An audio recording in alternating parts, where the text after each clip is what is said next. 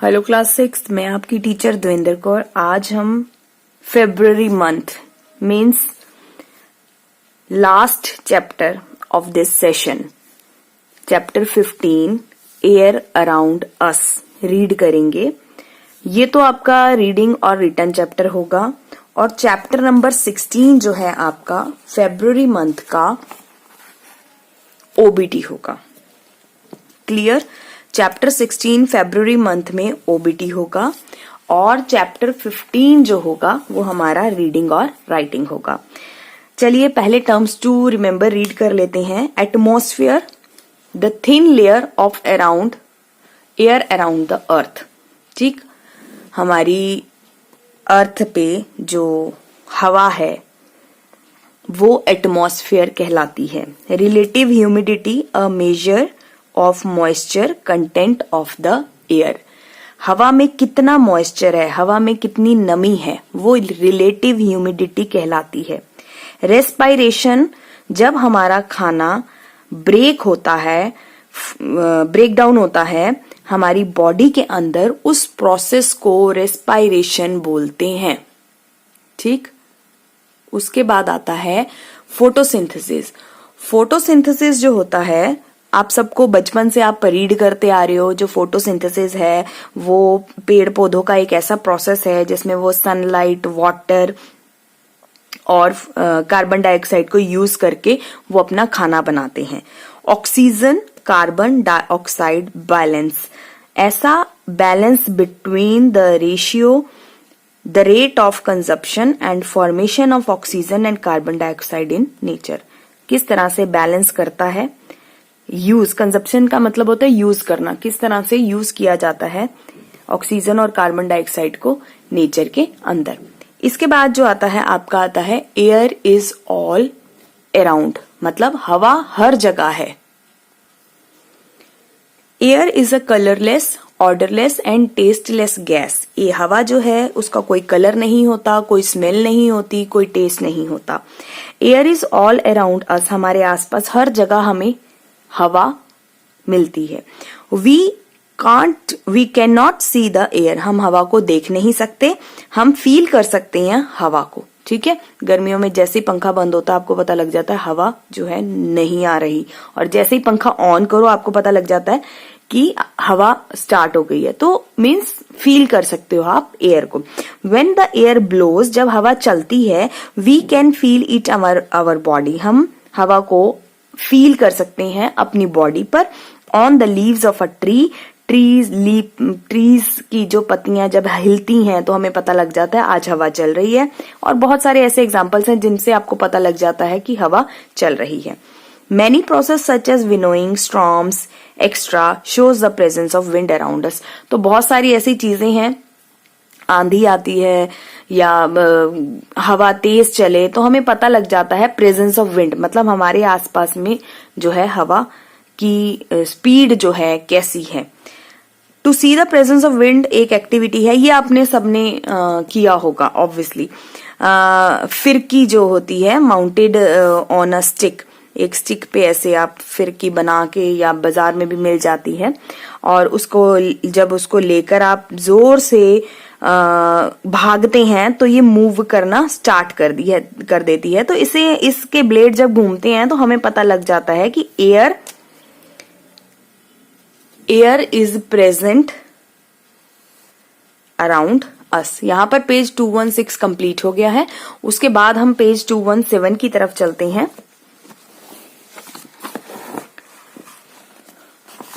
कॉन्स्टिट्यूटेंट्स of air, हवा के क्या कॉन्स्टिट्यूटेंट्स हैं।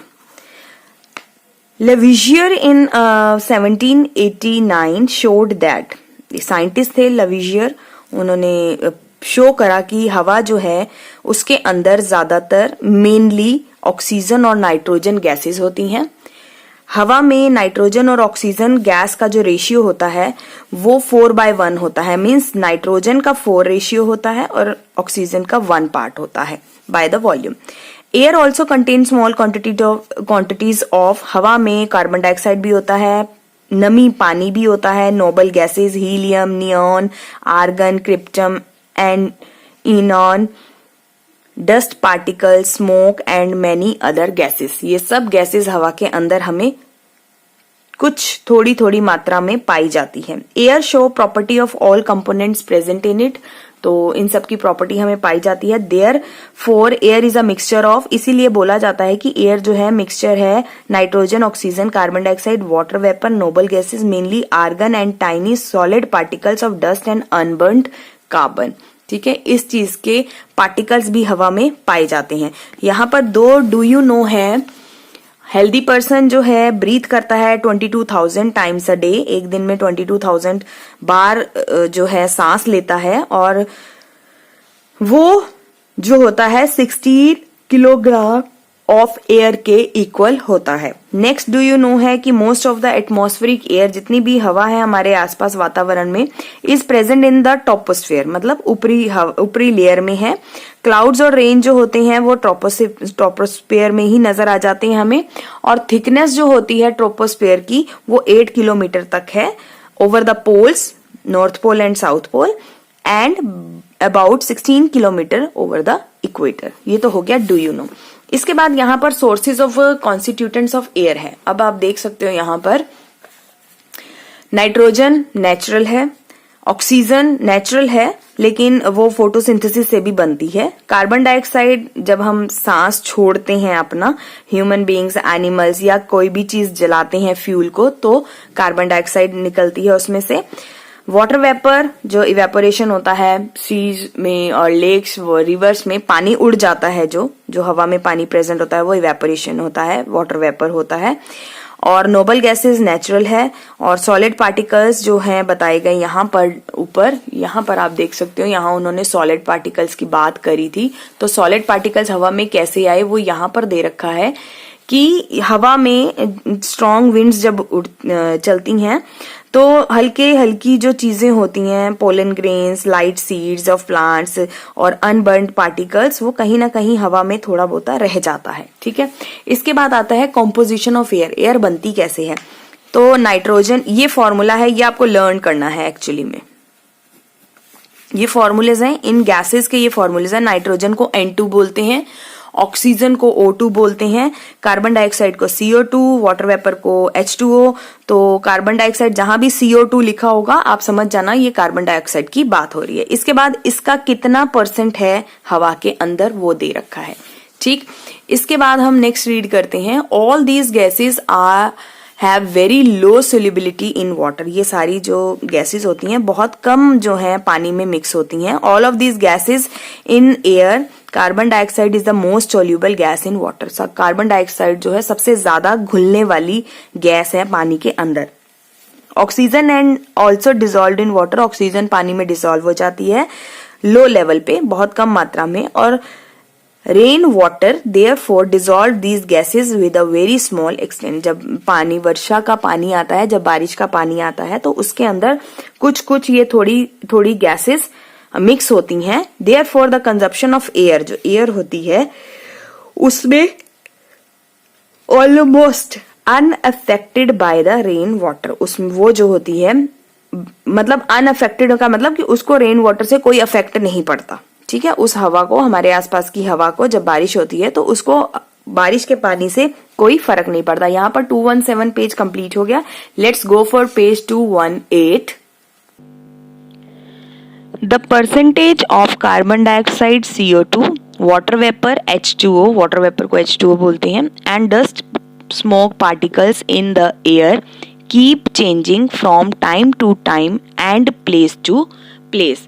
तो जो कार्बन डाइऑक्साइड है और जो पानी है हवा के अंदर, वो टाइम टू टाइम चेंज होता रहता है, और प्लेस टू प्लेस मतलब हर जगह के हिसाब से अपना उसका परसेंटेज होता है कार्बन डाइऑक्साइड और वाटर वेपर का। फॉर एग्जाम्पल, जो हवा है इंडस्ट्रियल एरिया में, उसके अंदर जो कार्बन डाइऑक्साइड की मात्रा ज्यादा हो जाएगी। और यहाँ पर आप देख सकते हो ग्रीन एरिया है, ग्रासलैंड्स हैं, इसमें कार्बन डाइऑक्साइड की मात्रा कम हो जाएगी, और यहाँ पर जो है वाटर वेपर ज्यादा हो जाएगा। तो इसलिए प्लेस टू प्लेस डिपेंड करता है कार्बन डाइऑक्साइड और water vapour. Relative proportion of oxygen and nitrogen in the air. To confirm the presence of oxygen and nitrogen in the air, determine the relative amounts of oxygen and nitrogen in the air performed by the following activity. इसमें हम इस activity में हम पता लगाएंगे किस तरह से ऑक्सीजन और नाइट्रोजन की प्रोपोर्शन को, रेशियो को हवा के अंदर चेक किया जा सकता है. तो to show that air contain nitrogen and oxygen 4:1 की रेशियो से, मतलब 4 जो पार्ट है वो नाइट्रोजन का है, 1 पार्ट ऑक्सीजन का है हवा के अंदर. ग्लास थ्रू ले लो, ग्लास जार ले लो, ठीक है, 2 ही चीजें चाहिए इसके अंदर. अब इस ग्लास थ्रू को फिक्स करो एक कैंडल एट इट्स सेंटर, एक सेंटर में इस ग्लास थ्रू के जो है इसमें कैंडल लगा दो. हाफ पानी भर दो इस ग्लास जार में. Place an empty dry glass jar over the candle. अब इस कैंडल, जलती हुई कैंडल के ऊपर ये खाली जार एक लगा दो. डिवाइड कर दो पोर्शन को, जार को, above the surface of water into 5 equal parts as shown in figure. तो इस जार को जो है, जो ऊपर से ढका है कैंडल को, उसको आप 5 इक्वल पार्ट्स में बांट दो. ठीक, अब आपको क्या करना है यहाँ पर, अब जब आप रिमूव करोगे इस ग्लास जार को and lit the candle, candle जला दोगे, फिर कवर कर दोगे कैंडल को, ठीक है, और फिर उसको वेट करोगे कि कैंडल कब बुझ जाती है. आफ्टर अ फ्यू मिनट्स, कुछ मिनटों बाद आप ऑब्जर्व करोगे पानी का लेवल जो है ऊपर की तरफ बढ़ गया 1/5. यहाँ पर आप देख सकते हो इस वाले में. यहाँ तो आपने कैंडल जलाकर इसको ढक दिया, उसके बाद कुछ मिनटों बाद क्या होगा, कैंडल बुझ जाएगी और पानी का लेवल जो है यहाँ आ जाएगा. ठीक है, अब उसमें इससे पता चलता है कि decrease in the volume is equal to the oxygen जो है वो डिक्रीज होती चली जाएगी. तभी तो ऑक्सीजन बंद हो जाएगी, मतलब कैंडल बंद हो जाएगी.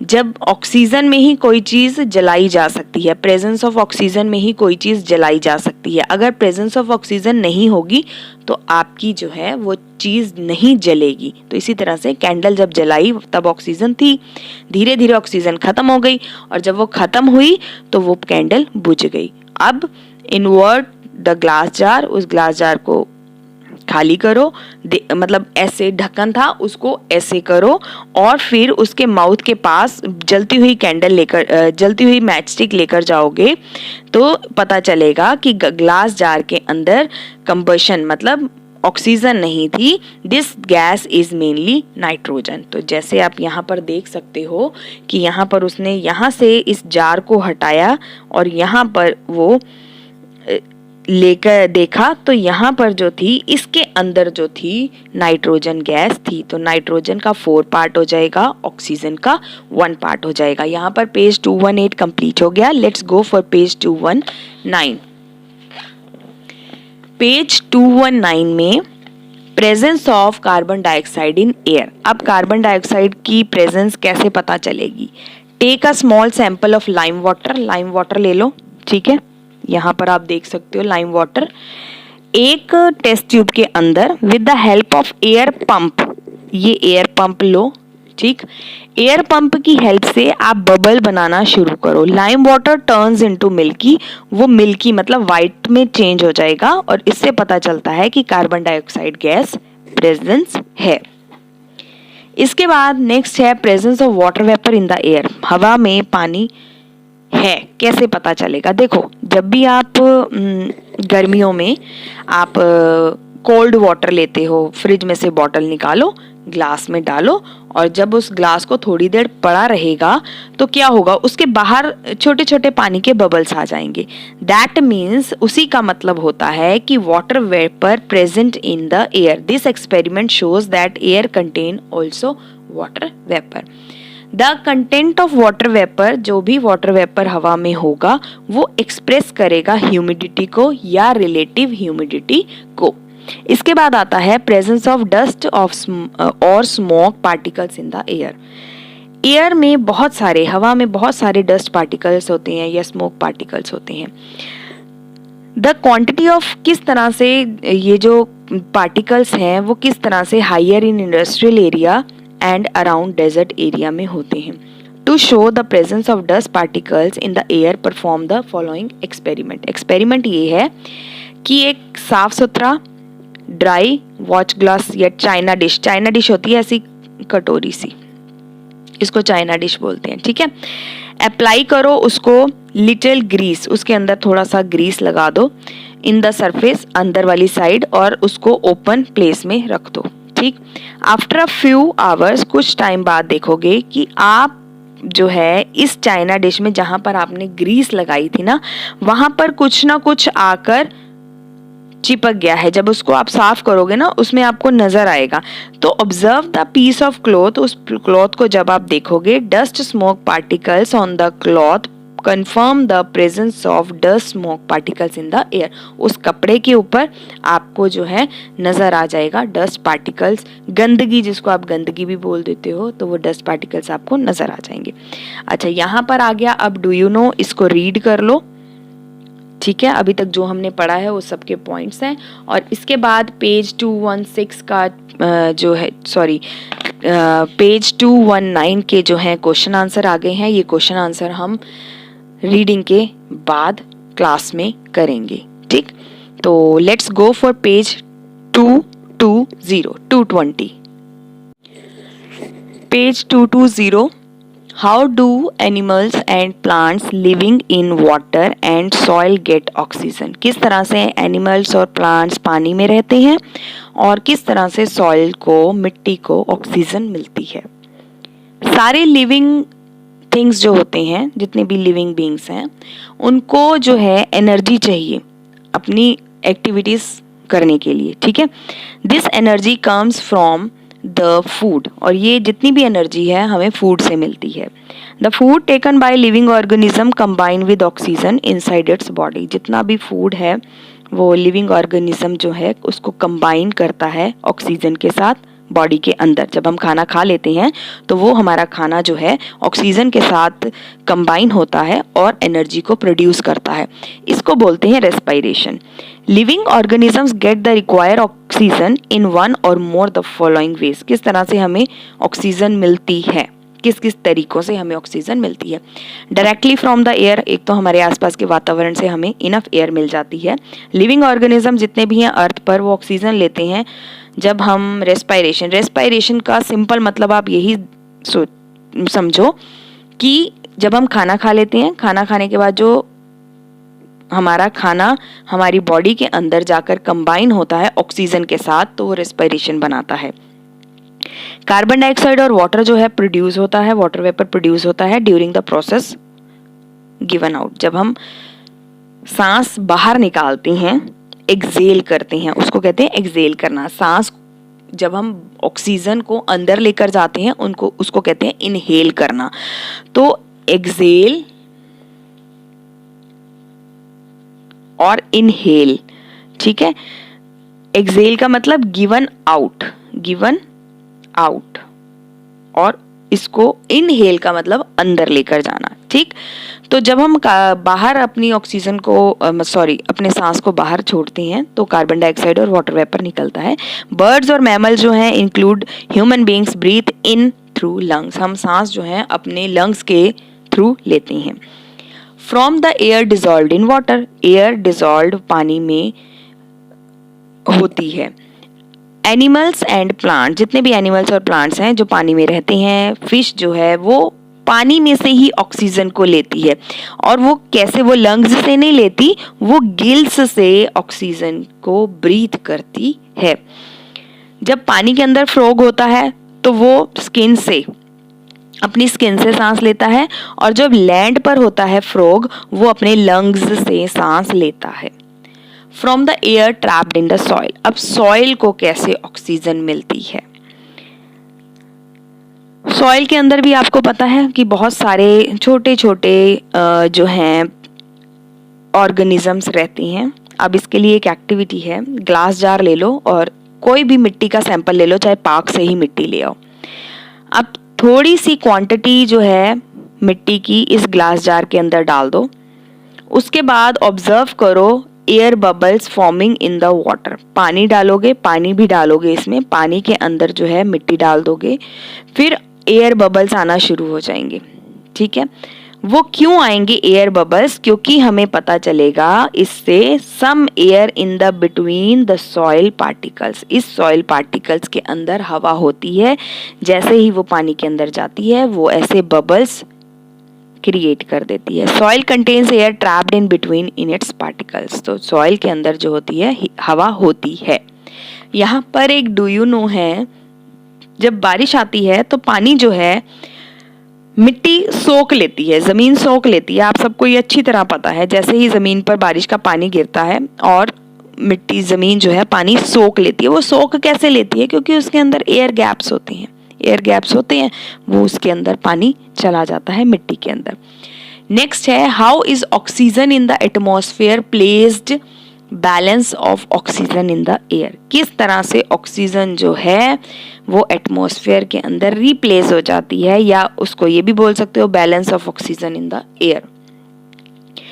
We on the earth consume oxygen continuously, but still the proportion of oxygen in the air remains almost constant. हम अर्थ पे रहकर बहुत सारी ऑक्सीजन को कंज्यूम का मतलब यूज करते हैं और कॉन्टिन्यूसली यूज कर रहे हैं हम, और एयर का जो प्रोपोर्शन है, जो पार्ट है, वो हमेशा कांस्टेंट एक जैसा ही रहता है। How does it become possible, ऐसे कैसे हो सकता है? टू नो द रीजन, इस रीजन को जानने के लिए हम देखेंगे कि ऑक्सीजन यूज कैसे होती है और कैसे प्रोड्यूस होती है नेचर के अंदर। तो इसके लिए हम नेक्स्ट पेज पर चलेंगे, पेज 221। यहाँ पर है ऑक्सीजन कैसे कंज्यूम यूज होती है दिन ड्यूरिंग, जब प्लांट्स जो हैं और एनिमल्स जो हैं रेस्पिरेशन करते हैं। Consumption, combustion, example burning of fossil fuel, जब कोई चीज जलती है तब ऑक्सीजन कैसे यूज होती है। इन दोनों प्रोसेसेस के अंदर कार्बन डाइऑक्साइड और वाटर वेपर ही प्रोड्यूस होता है। ठीक है, और ये जो प्रोडक्ट हैं ये एटमॉस्फेयर में दोबारा जाकर मिल जाते हैं। ऑक्सीजन जब प्रोड्यूस होती है, जब ऑक्सीजन प्रोड्यूस होती है ना, तो फोटोसिंथेसिस के दौरान क्या होता है, एक बहुत wonderful activity of green plants होती है। यहाँ पर आप डायग्राम देख सकते हो। फोटोसिंथेसिस एक ऐसा प्रोसेस है जो ग्रीन प्लांट्स यूज करते हैं अपना खाना बनाने के लिए with the carbon dioxide and water in the presence of sunlight and chlorophyll. तो यहाँ पर आप क्लोरोफिल, ये ग्रीन कलर है, कार्बन डाइऑक्साइड यूज करते हैं प्लांट, सन की हीट और लाइट एनर्जी यूज करते हैं, फिर इसमें से ऑक्सीजन हमें मिलती है और पानी जो है वो पौधे यूज कर लेते हैं। ये एक केमिकल प्रोसेस है, carbon dioxide plus water, sunlight और क्लोरोफिल की हेल्प से कार्बोहाइड्रेट प्लस ऑक्सीजन बनता है। Chlorophyll is a green coloured substance, एक ग्रीन कलर का सब्सटेंस होता है जिससे हमें ग्रीन कलर की लीव्स नजर आती हैं प्लांट्स की। ऑक्सीजन जो है वैल्यूएबल प्रोडक्ट है, अगर ऑक्सीजन नहीं होगी तो फोटोसिंथेसिस का प्रोसेस नहीं होगा, और जितनी भी ऑक्सीजन निकलती है फोटोसिंथेसिस के प्रोसेस से वो जो है स्टोमेटा, मतलब पत्तियों के अंदर छोटे छोटे जो पोर्स होते हैं उनको स्टोमेटा बोलते हैं। यहाँ पर लिखा हुआ है, देख सकते हो आप। फोटोसिंथेसिस जो है वो दिन के समय ही होता है, जैसे ही सन छिप जाता है, सूर्य छिप जाता है, फोटोसिंथेसिस का प्रोसेस खत्म हो जाता है। और वॉल्यूम ऑफ ऑक्सीजन, जितनी भी ऑक्सीजन की मात्रा है जब फोटोसिंथेसिस का प्रोसेस होता है वो इक्वल होती है कार्बन डाइऑक्साइड की मात्रा के जितना, मतलब दोनों का वॉल्यूम इक्वल होता है, इसलिए oxygen in the atmosphere remain almost fixed, इसीलिए उसका फिक्स्ड पार्ट होता है। यहाँ पर ये फ्लो चार्ट दे रखा है, इसको आप रीड कर सकते हैं। एक्टिविटी 4 है to show that green plant produce oxygen during photosynthesis. तो अब हमें बताना है कि ग्रीन प्लांट जो है किस तरह से फोटोसिंथेसिस का प्रोसेस करते हैं और ऑक्सीजन जो है गैस प्रोड्यूस करते हैं। बीकर ले लो, वाटर प्लांट कटिंग ले लो, ग्लास फनल लो और टेस्ट ट्यूब लो।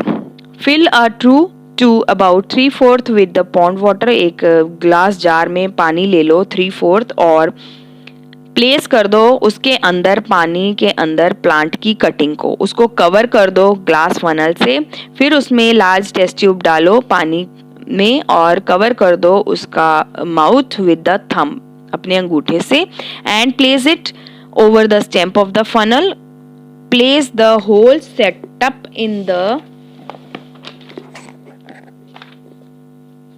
सनलाइट। इस तरह से देखो आप, ये आपने बीकर लिया, मैं आपको पूरी एक्टिविटी अब समझा देती हूँ। इसमें पानी भरा, ये फनल, इसको फनल बोलते हैं अंदर वाला, इस फनल के अंदर आपने पेड़ की एक कोई भी पत्ती, कटिंग कुछ भी रख ली, इसको इससे ढक दिया। अब ये वाली साइड तो खुली हुई थी ना, अब इस साइड, इस खुली हुई साइड के ऊपर भी आप पानी से ट्यूब से ढक दो, ठीक है। अब क्या होगा, this show that the gas in the test tube is oxygen and it produce during photosynthesis in the green plant. तो क्या होगा, जब ये टेस्ट ट्यूब जो है आप इसको रिमूव करोगे, ठीक है, तो ये दोबारा से जो है पानी के अंदर से ऑक्सीजन, प्लांट जो है पानी के अंदर से ऑक्सीजन लेना शुरू कर देगा, और जैसे ही आप इसको ढक दोगे या अंगूठे से बंद कर दोगे तो इसका ऑक्सीजन जो है वो यूज होना बंद हो जाएगा। तो इस एक्टिविटी में यही बताया गया है। Uses of air, kinetic energy, चलती हुई जो हवा है वो काइनेटिक एनर्जी का काम करती है और इसको विंड एनर्जी भी बोलते हैं। Wind energy is used for transporting people and materials by using sail boats. तो सेल बोट्स चलाने के लिए जो है विंड एनर्जी यूज की जाती थी। Wind energy is used for pumping out underground water, जमीन से पानी निकालने के लिए भी विंड एनर्जी का यूज किया जाता है। Grinding of grain such as wheat, gram, maize by using windmills. Wind energy is used for generating electricity. Wind energy जो है वो इलेक्ट्रिसिटी जनरेट करने के लिए भी काम में लाई जाती है। Wind energy also help in the movement of glider, parachute, aeroplane. जितनी भी ग्लाइडर्स, पैराशूट, एरोप्लेन चलते हैं वो विंड एनर्जी की वजह से ही चलते हैं। विंड मिल जो होती है उससे पानी निकाला जाता है, grinding grains and generating electricity. Air या विंड, हवा या विंड जो है also help in the dispersal of seeds, pollen of flowers extra, ठीक है, एक जगह से दूसरी जगह तक हल्की चीजों को, हल्के बीजों को उड़ाकर ले जाती हैं। यहाँ पर अगेन रीडिंग का आपका आ गया, जितना भी अभी तक हमने पोर्शन रीड किया है। इसके बाद जो है आपके क्वेश्चन आंसर हैं पेज 222 के, और यहाँ पर जो है ये आपका चैप्टर नंबर 15 डन हो गया, रीडिंग कंप्लीट हो गई bye your teacher Davinder Kaur. अच्छा जी, यहाँ पर चैप्टर खत्म होने के बाद ये था पेज 222, इसके बाद हम पेज 223 पर जाएंगे। तो हम यहाँ देखेंगे आपकी बैक एक्सरसाइज आ गई, ठीक है, यहाँ पर आपकी बैक एक्सरसाइज आ गई, क्वेश्चन आंसर आ गए। इसके बाद नेक्स्ट पेज पर 224 पर आप देखेंगे तो यहाँ पर आपका बैक एक्सरसाइज क्विक असाइनमेंट आ गया, तो इसको फटाफट से आप फिल कीजिए। एमसीक्यू है, the layer of atmosphere just above the earth is called troposphere, a part. The ratio for nitrogen, nitrogen और ऑक्सीजन की कितनी रेशियो थी, 4/1। The gas present in the air which turns lime water milky is carbon dioxide. Fourth है, the gas present in the air which helps in burning is oxygen. The main constituent of air is nitrogen. इसके बाद one word आ जाता है आपका, one word आप fill कीजिए। The process during which energy is produced from the food taken is called respiration. The organ by which the mammal breathe in air, lungs. Organisms in which respiration is not easily seen, plants. The process by which plants produce carbohydrates and oxygen, form carbon dioxide and water in the presence of chlorophyll and sunlight is photosynthesis, और kinetic energy of the moving air is called wind energy. इसके बाद आपका matching आ गया, matching आपका troposphere का part है atmospheric air. Nitrogen में oxygen का रेशियो जो होता है वो 4/1 का होता है। फिश जो है वो गिल से ऑक्सीजन लेती है।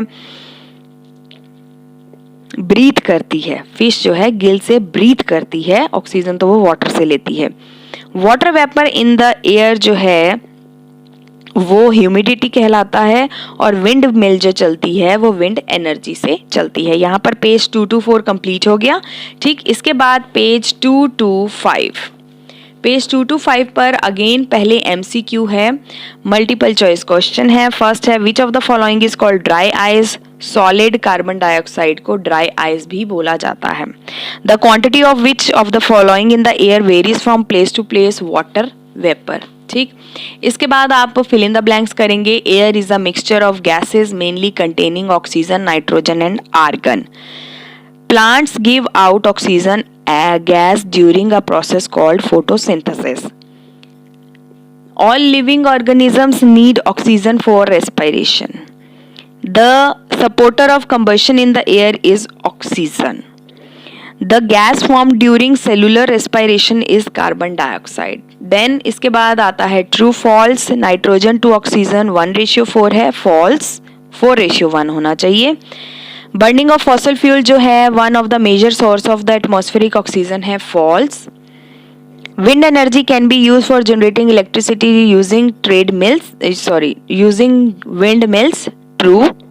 During photosynthesis plant make carbohydrates from carbon dioxide and water, true. Fish get the needed oxygen through the gills, true. यहाँ पर क्रॉसवर्ड पजल है, ये आप खुद से फिल करेंगे। और यहाँ पर जो है आपका चैप्टर 15 कंप्लीट हो गया by your teacher Devendra Kaur. If you have any doubt then do message me on my WhatsApp number. यहाँ पर आपका चैप्टर 15 फरवरी मंथ का लास्ट चैप्टर जो था वो खत्म हो गया इस सेशन का।